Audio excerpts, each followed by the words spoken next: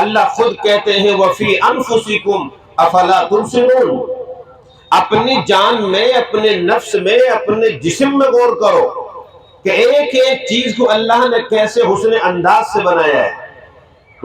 یہ آنکھیں یہ آگے لگی ہوئی ہیں، اگر ان آنکھوں کے اللہ پیچھے لگا دیتا تو کیا ہوتا؟ یہ ناک اگر یہاں ہے، اللہ اس کو یہاں نہ لگا کے ادھر لگا دیتا تو کیسا ہوتا؟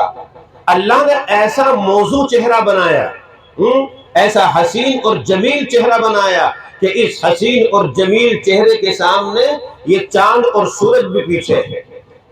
تو اللہ کی نعمتوں کو اگر کوئی آدمی شمار کرنا چاہے تو ان کو شمار نہیں کر سکتا، اور یہ خود قرآن کہتا ہے وَإِن تَعُدُّوا نِعْمَةَ اللَّهِ لَا تُحْصُوهَا، کہ اگر تم اللہ کی نعمتوں کو شمار کرنا چاہو تو اللہ کی تم نعمتوں کو شمار نہیں کر سکتے اور اللہ کا شکر ادا نہیں کر سکتے،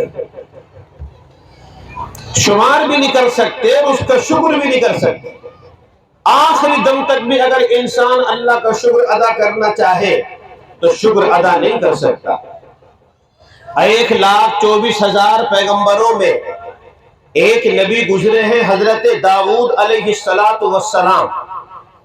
یہ حضرت داؤد علیہ السلام کو اللہ تبارک و تعالی نے آواز کا تحفہ دیا تھا۔ اتنی بہترین ان کی آواز ہے کہ 1,24,000 پیغمبروں میں کسی پیغمبر اور رسول کو ایسی آواز نہیں ملی کہ جیسی آواز اور خوش الہانی حضرت داؤد کو اللہ نے دی۔ اسی لیے جب میدان قیامت ہوگا اور میدان محشر میں ساری انسانیت جمع ہوگی، رسول بھی ہے، نبی بھی